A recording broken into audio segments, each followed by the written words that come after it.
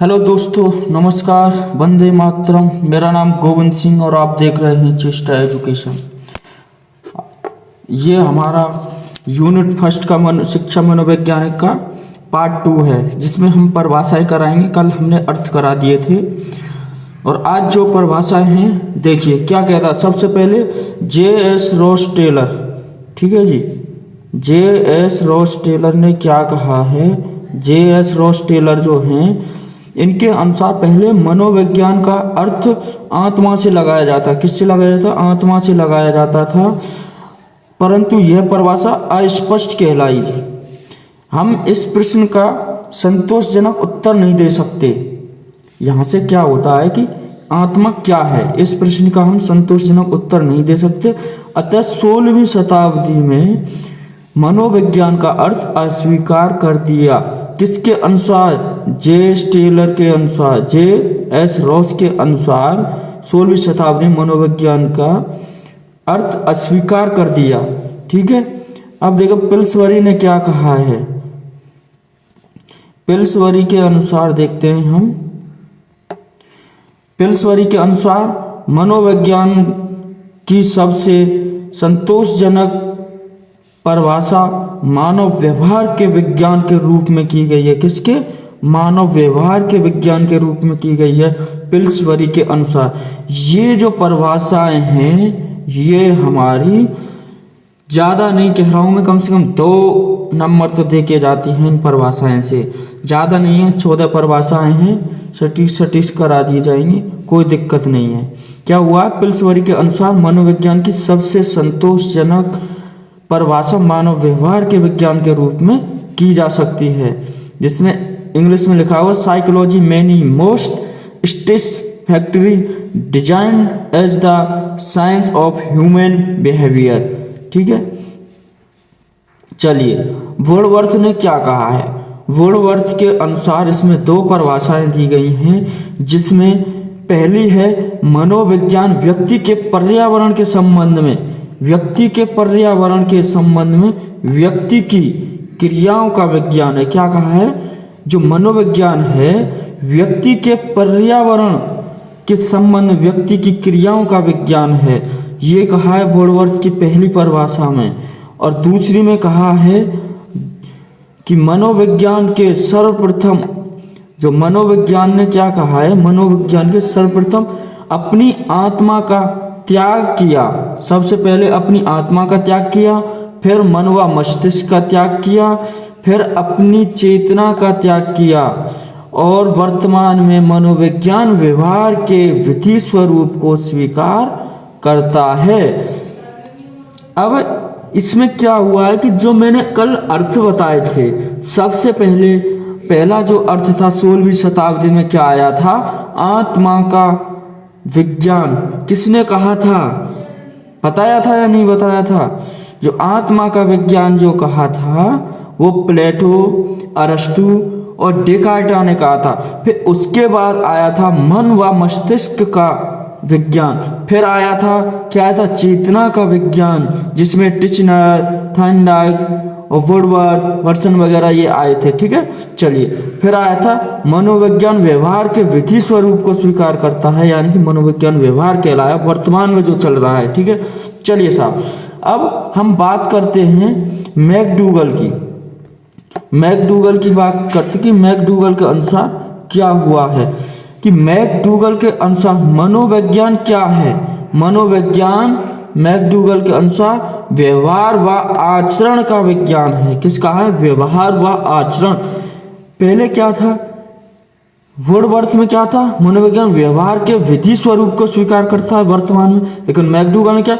व्यवहार व आचरण। जब ये दोनों चीज आ जाए कि आपको परिभाषा दी हो कि मनोविज्ञान व्यवहार व आचरण का विज्ञान है, ये किसके अनुसार है? आपको ऑप्शन दे दिया जाएगा, वुडवर्थ के अनुसार, मैकडूगल के अनुसार, या फिर आपको ऑप्शन दे दिया जाएगा कि टिचनर के अनुसार या फिर वर्सन के अनुसार। तो आप किसको करेंगे?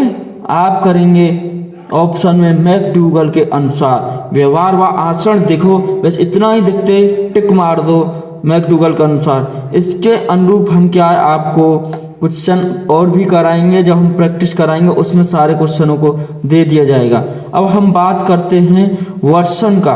वाटसन का कथन क्या है कि तुम मुझे एक बालक दो, तुम मुझे एक बालक दो, मैं उसे वो बना सकता हूँ जो मैं बनाना चाहता हूँ।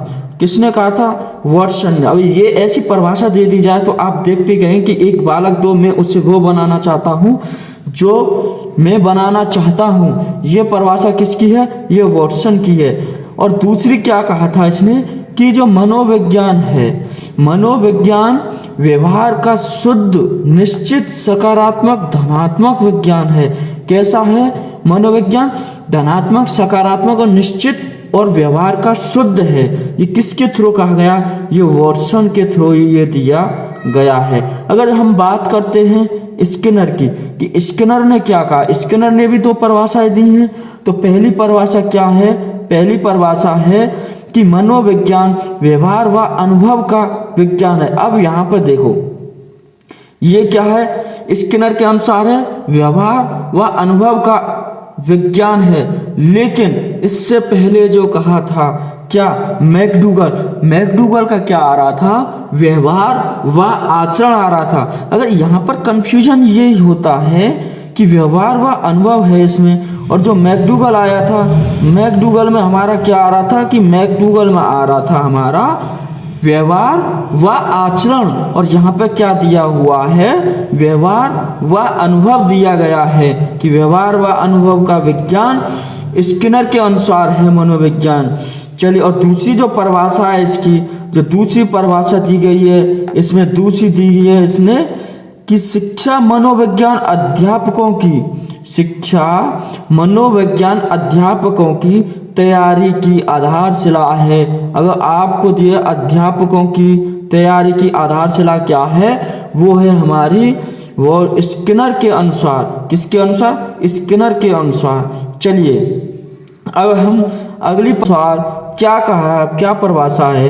क्रो के अनुसार जो परिभाषा है वो मनोविज्ञान मानव व्यवहार, किसके? मानव व्यवहार और मानव संबंधों का अध्ययन है। देखो क्रो इसमें एक संबंध दर्शा रहा है, क्रो में आपस में एक संबंध है के अनुसार, तो इससे स्पष्ट हो जाए कि मानव संबंध और मानव व्यवहार। इससे क्या हो जाएगा? ये परिभाषा किसकी है? क्रो की। चलिए, अगर जो हम बात करते हैं एनएल मन के अनुसार, एनएल मन के अनुसार जो है वो हमारी है मनुष्य के अनुभव के आधार पर व्याख्या दी है मन के अनुसार क्या व्याख्या हुई है कि हमारा जो मन होता है वो शरीर हमारी बॉडी में अंदर होता है। तो इससे क्या आंतरिक कर सकते हो? और मन हमारा डोलता है इधर उधर, शरीर के अंदर नहीं, बाहर डोलता है। आज मन मथुरा में है तो कल मन आगरा में होगा। तो इसलिए क्या है, ये बाह्य व्यवहार कहलाएगा। ठीक है, बाह्य व्यवहार और आंतरिक अनुभव ये किसके? ये विधायक विज्ञान है। किसने कहा है? ये एनएल मन के अनुसार कहा है। और इन्होंने जो दूसरी परिभाषा दी है वो दूसरी परिभाषा ये है कि मनोविज्ञान क्या है? आधुनिक मनोविज्ञान का संबंध व्यवहार की वैज्ञानिक खोज है। जो मनोविज्ञान क्या, जो आधुनिक मनोविज्ञान है वो कैसा है? वो व्यवहार की वैज्ञानिक खोज है। किसकी है? वैज्ञानिक खोज है। किसके थ्रू? एनएल मन के द्वारा ये कहा गया है। अगर जो हम बात करते हैं आर.एच. थाउलेस के अनुसार जो कहा है वो क्या है? थाउलेस की परिभाषा है हमारी मनोविज्ञान कैसा है? मानव अनुभव। कैसा है? मानव अनुभव एवं व्यवहार का यथार्थ विज्ञान है। पहले क्या आ रहा था कि मैं आपको बता दूं कि यहाँ पर मानव अनुभव, मनुष्य के अनुभव के आधार पर व्याख्या की थी। यहाँ पर मानव व्यवहार और मानव संबंध की बात की क्रो में, और यहाँ पे थाउलेस के अनुसार क्या कहा गया है? यथार्थ। क्या यथार्थ? मानव अनुभव एवं मानव व्यवहार कैसा है? थाउलेस के अनुसार यथार्थ विज्ञान है। चलिए साहब, अगर जो हम बात करते हैं गार्डनर मर्फी के अनुसार, तो गार्डनर मर्फी ने क्या कहा है? यहाँ पर जो हम बात करते हैं गार्डनर मर्फी के अनुसार, तो मनोविज्ञान वह विज्ञान है। कैसी? वह विज्ञान जिसमें जीवित प्राणियों की उन क्रियाओं का अध्ययन किया जाता है जिनको हम वातावरण के प्रति तैयार करते हैं। किन सी क्रियाओं का? जीवित प्राणियों की क्रियाओं का, जैसे कि पशु पक्षी जो भी होते हैं ये जीवित होते हैं, ये प्राणी होते हैं, मनुष्य भी जीवित प्राणियों में है। उनकी क्रियाओं का अध्ययन, वो क्या कर रहा है, कैसे कर रहा है, और जिनको हम वातावरण के प्रति तैयार करते हैं। जिस वातावरण में जो प्रक्रिया करता है उसके अनुरूप जो सीखते हैं, जो तैयार करते हैं, वही क्या है, वही परिभाषा किसने दी है? वो गार्डनर मर्फी ने दी है। चलिए, ये बात समझ में आ गई होगी आपके। अब देखते हैं बोरिंग के शब्दों में क्या है। देखिए, बोरिंग के शब्दों में अगर जो हम बात करते हैं तो मनोविज्ञान मानव प्रकृति का अध्ययन है। बोरिंग, इससे आइडिया लगा। बोरिंग के शब्दों में, बोरिंग कैसा है? मानव प्रकृति का अध्ययन है। कैसा है? मानव प्रकृति का अध्ययन है बोरिंग के अनुसार। इससे प्रकृति और बोरिंग, देखो बोरिंग पृथ्वी में होती है, समरसेबल की जो बोरिंग कराते हैं, इस चीज से आज तुम देख सकते हो कि पृथ्वी कैसी प्राकृतिक का वातावरण है।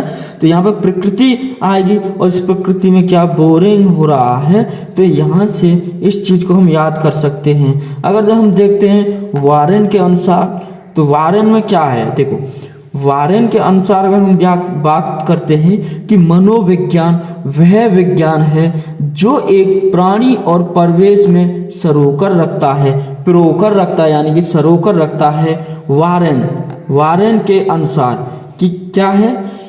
विज्ञान है, वह विज्ञान है जो एक प्राणी और परिवेश क्या होता है? ये सब वातावरण होता है। उस प्राणी को उसी वातावरण के परिवेश में सरोकर रखता है। ठीक है, चलिए इंग्लिश में हम बताएंगे नहीं, और इससे आगे जो हम एक वीडियो और बनाएंगे इस पार्ट में, यूनिट फर्स्ट में, तो उसमें हम करा देंगे।